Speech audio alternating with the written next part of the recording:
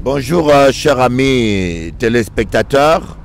Là, je suis dans la place centrale de la ville de Cayenne. Alors, on appelle ça place de Palmeraie. Hein? Place des palmistes. En général, le soir, c'est très animé ici. Je suis avec le pasteur Hervé. Il a beaucoup maigri. Vous n'allez pas le reconnaître. Parce qu'il est devenu très humble. Voilà. Attends, la lumière, on va voir si la lumière part. Voilà, c'est plus clair par là. Alors, bonjour, pasteur Hervé. Nous voulons, dis-moi comment ça va et si tu peux saluer tous les frères et sœurs de la Martinique, de la Guadeloupe et aussi de Paris. Parce que nous, maintenant, Dieu nous a fait grâce. On passe tous les jours à Paris. On a 2 heures, tous les jours. C'est la première fois dans l'histoire de la France qu'un pasteur a autant de temps. Je ne sais même pas s'il y a un autre dans le monde qui a 2 tous les soirs. Alors, dis un petit coucou. Jean. Je tiens tout d'abord à vous saluer au nom de Jésus-Christ. Donc, la Guadeloupe, la Martinique, la France, que vraiment Dieu vous fortifie et que sa grâce soit avec vous, car le Seigneur, il est vraiment bon. Donc, alors, j'aimerais donner un petit peu mon témoignage. Parce que j'ai commencé dans le Seigneur, dans une église à Port-Doré. Et j'ai eu la grâce de rencontrer le bishop Eli. Parce que mon histoire est vraiment... Grigny, hein? Oui, à Grigny. Parce que bon, ce qu'il y a, c'est que j'étais dans la délinquance. Comment tu es venu à Grigny? À Grigny, c'est par rapport au travail.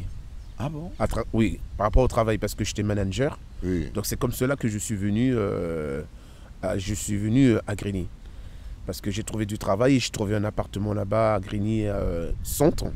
Oui. Et c'est de là après, grâce à un frère qui s'appelait Omar, qui m'a permis de rencontrer le bishop Eli. As-tu une nouvelle de Omar? Ben non, pas du tout, parce que bon, il était retourné un petit peu dans l'islam, parce qu'à la base, il était musulman, mais il est retourné un peu dans l'islam, et puis j'ai plus de nouvelles depuis.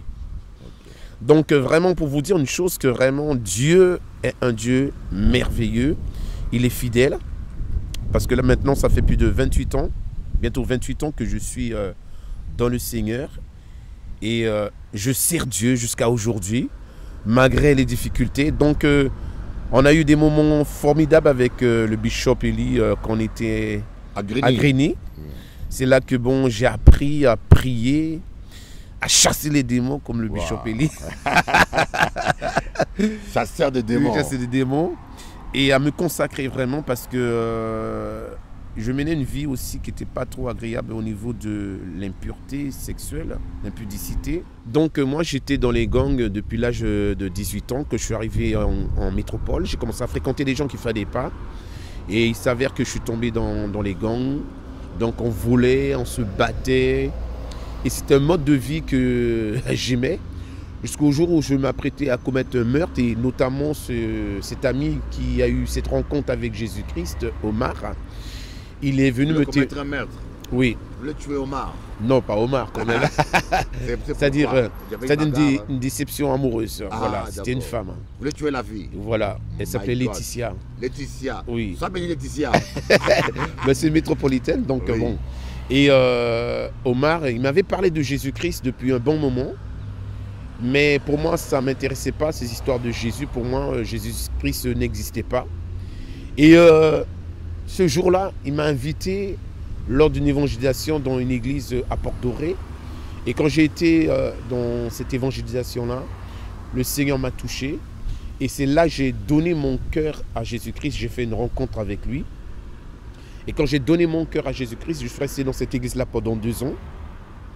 Et en ce temps-là, après, Omar m'a dit qu'il connaît un pasteur à Grigny qui a... Il y a combien d'années? Il y a combien d'années maintenant? Il y a là, ça c'était... Oh, ça a déjà longtemps. Ça fait longtemps déjà. Parce que bon, ce qu'il y a, c'est que Grigny, bon, maintenant j'ai 28 ans dans le Seigneur. 28 ans. Donc, ça fait 23 ans de 23 ça, quoi. Ans. Donc, et j'ai commencé à fréquenter la cellule, et puis c'est là qu'après j'ai intégré l'église ACRJC à Grigny. Et c'est de là aussi on a eu des moments très difficiles, des combats, Mais on a tenu ferme dans la grâce de Dieu. Parce qu'il y a eu aussi certaines choses qui se passaient. Il y a eu des personnes qui sont venues pour nous détourner de la foi, Voilà, des attaques. des attaques. Mais par la grâce de Dieu, j'ai tenu ferme. J'ai tenu ferme parce que, comme je dis souvent, il faut savoir en qui on a cru. J'ai cru en Jésus-Christ. J'ai donné ma vie à Jésus-Christ. Je n'ai pas donné ma vie à un homme, mais à Jésus-Christ. Et jusqu'à aujourd'hui, par la grâce de Dieu, je le sers. Amen. Donc j'aimerais vraiment vous encourager, bien-aimés. C'est-à-dire, si vraiment Christ est dans ton cœur, tu l'as accepté comme Seigneur et Sauveur personnel, tu dois tenir ferme. Et de cela, après, Dieu m'a appelé au service. Il est vrai que le bishop Eli, des fois, il m'appelait, il disait, frère Hervé, viens en Guadeloupe, il y a du travail à faire. Et moi, j'ai dit, je ne bougerai pas tant que Dieu ne m'ait pas parlé. Parce que je ne veux pas venir comme cela en Guadeloupe, mais il faut que Dieu puisse me parler. Et Dieu m'a parlé pendant un temps de jeûne qu'il était temps de me lever pour le servir. Et c'est comme cela, après, nous avons été en Guadeloupe. On a servi Dieu en Guadeloupe. On a servi Dieu en Martinique. Et maintenant, par la grâce de Dieu, je sers Dieu au sein de l'Église. Alors, Pasteur Hervé, je voulais poser une question à Pasteur Hervé, parce qu'aujourd'hui, la jeune génération ne veut pas payer le prix. J'ai constaté que je ne retrouve pas ces zèles dans la jeune génération. Nous, on était tellement zélés, on était prêts à tout donner pour Dieu. On prêchait dans les métros, rien ne nous arrêtait. On passait toute la journée ensemble à prier. C'était extraordinaire. Mais aujourd'hui, je ne comprends pas si ces jeunes d'aujourd'hui, ils sont comme fainéants. Ils traînent les pieds. Qu'est-ce que tu peux leur dire? D'abord, ton témoignage, comment tu nous as vus? Tu m'as vu moi, tu m'as vu Fred, comment nous étions. Et qu'est-ce que tu peux dire pour ce que les jeunes d'aujourd'hui suivent le même exemple? Ce que je veux dire aujourd'hui, il y a un prix à payer. Jésus-Christ a payé le prix pour nous à la croix. Mais la Bible dit une chose, le royaume de Dieu appartient à ceux qui sont violents. Et c'est les violents qui s'en emparent. C'est-à-dire, il faut être conscient qu'on est des pompiers, si je peux dire. Donc il y a un prix à payer. Il y a un prix à payer pour servir Dieu. Si on veut voir la gloire de Dieu, ça ne vient pas comme cela. Vous savez, c'est comme par exemple, on veut acheter des chaussures de qualité, il y a un prix à payer. Maintenant, on veut voir la gloire de Dieu, il y a un prix à payer. Dans la consécration, c'est-à-dire, moi je dis, quand le cœur est touché par le Seigneur, on n'a pas besoin de pousser les gens à prier. On n'a pas besoin de pousser les gens pour leur dire, va évangéliser. On n'a pas besoin de pousser les gens pour dire, il faut prendre un temps de jeûne et de prière. On n'a pas besoin de le pousser. Donc, j'aimerais vraiment vous encourager parce que c'est vrai, je me rends compte aussi que dans cette génération, il faut supplier les gens pour prier. Il faut les supplier pour payer le prix. Il faut les supplier pour venir à l'église. Il faut les supplier pour venir aux enseignements. Or, les enseignements qui sont donnés sont là pour nous établir afin que nous soyons des instruments pour la gloire de Dieu. Donc, le tout, c'est de savoir qui vraiment t'a touché. Est-ce que Christ est vraiment dans ton cœur? Vous savez, ça me vient à l'esprit en ce moment. Paul dit, ce n'est plus moi qui vis, mais c'est Christ qui vit en moi. Donc, quand nous voyons Jésus-Christ, Jésus-Christ aussi payait le prix. Il nous a donné un exemple. Jésus-Christ priait le matin, l'après-midi, le soir. Il était constamment dans la prière. Et la Bible dit qu'il veillait les nuits. Donc, il veille aussi les nuits. Donc, moi, je dis une chose, que quand quelqu'un a l'appel de Dieu, il doit se lever. C'est-à-dire, il faut savoir que nous sommes là pour travailler pour l'intérêt du royaume de Dieu, parce qu'il y a des âmes à gagner. Et si nous voulons l'onction, il y a un prix à payer. L'onction ne vient pas comme cela. L'onction ne vient pas comme cela, mon frère, ma soeur. L'onction vient quand nous payons le prix. Jésus-Christ nous dit aussi de prier sans relâche. Jésus dit qu'il nous a donné un exemple. Si Jésus est ton exemple, tu dois suivre ses traces. Maintenant, il faut savoir, est-ce que réellement c'est Jésus que tu as rencontré?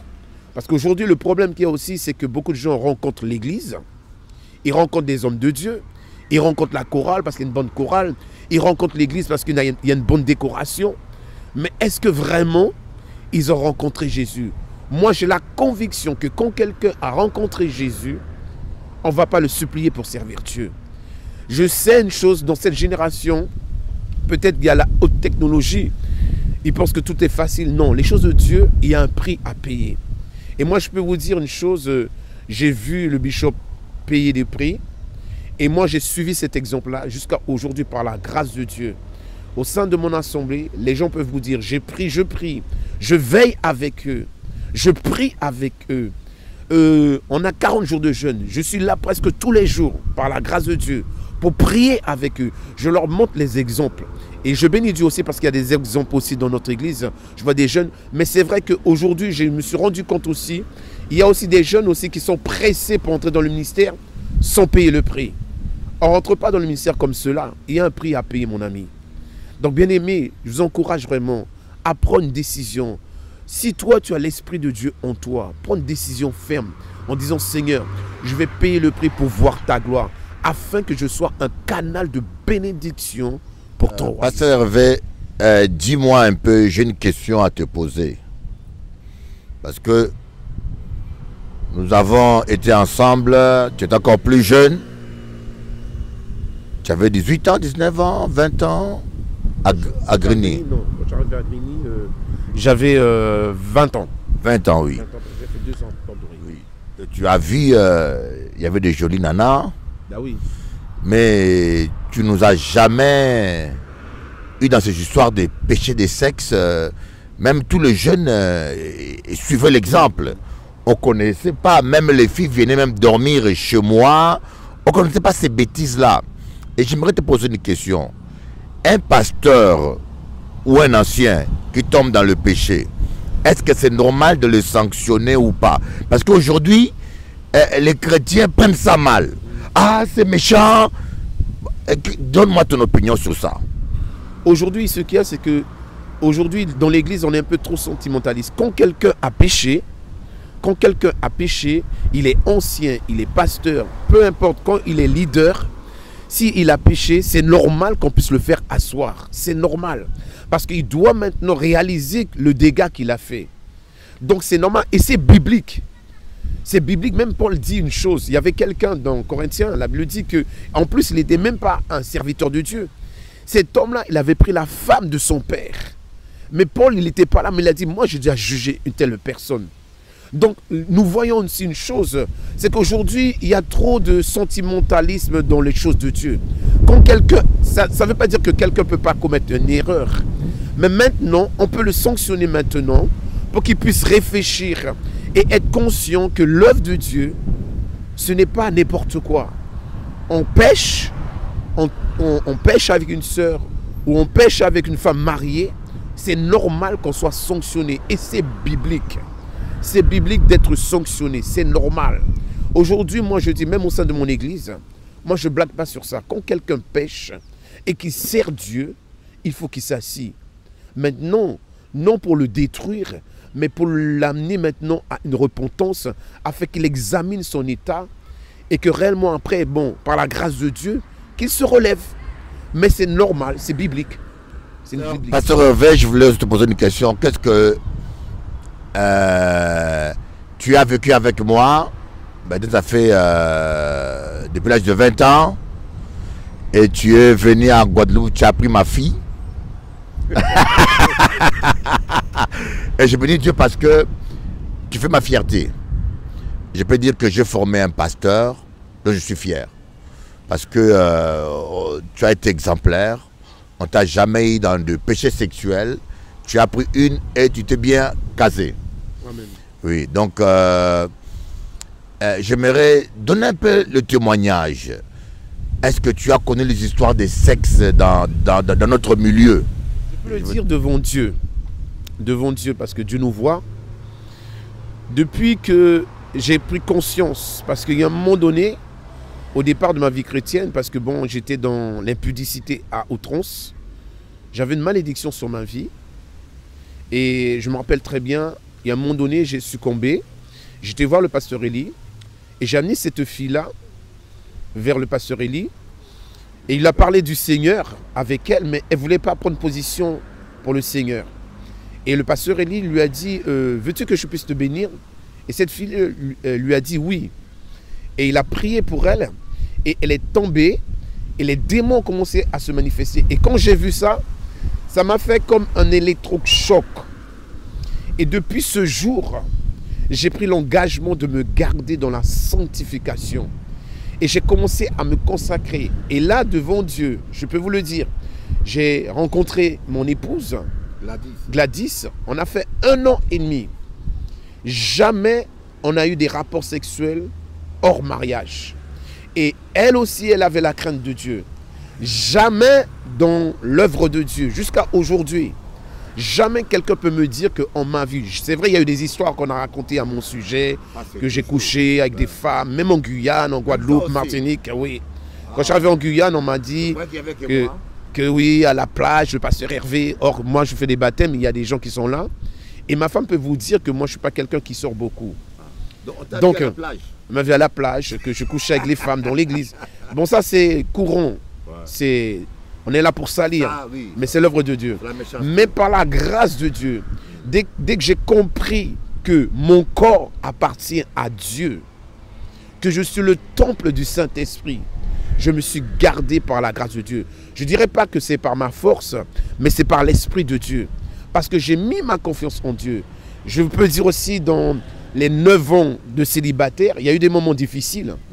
Je ne mentirai pas, parce qu'on est des hommes. Mais j'ai gardé les yeux fixés sur Jésus. J'ai demandé à Dieu de m'aider. Parce qu'on est des hommes. On est des hommes.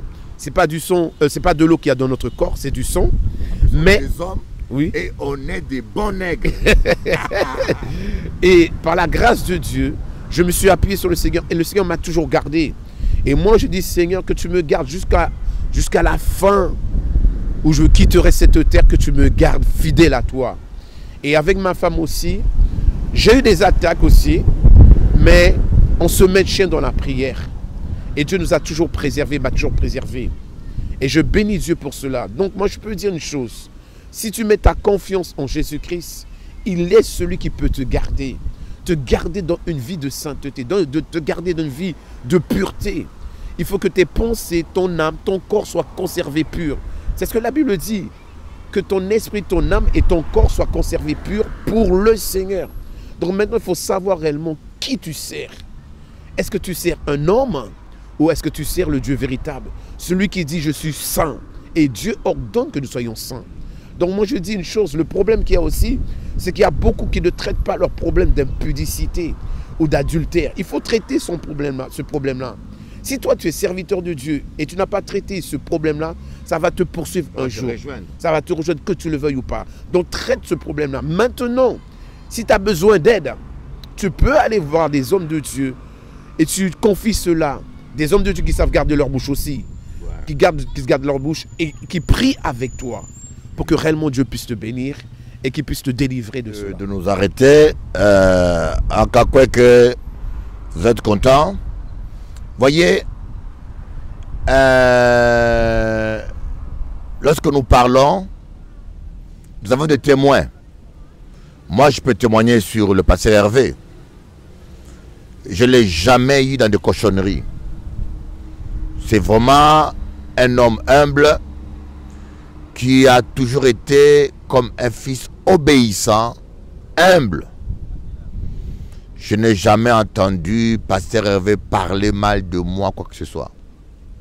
Vous voyez, c'est important d'avoir un bon témoignage. Et vous avez entendu que lui-même, il est un témoin vivant de mon ministère. Depuis l'âge de 20 ans, maintenant il a 49 ans. Il a mis de colorant sur ses cheveux. Bon, lui c'est naturel. Moi, j'ai des cheveux blancs, c'est la sagesse. J'ai des cheveux blancs comme Dieu. Hein? L'ancien du jour a des cheveux blancs.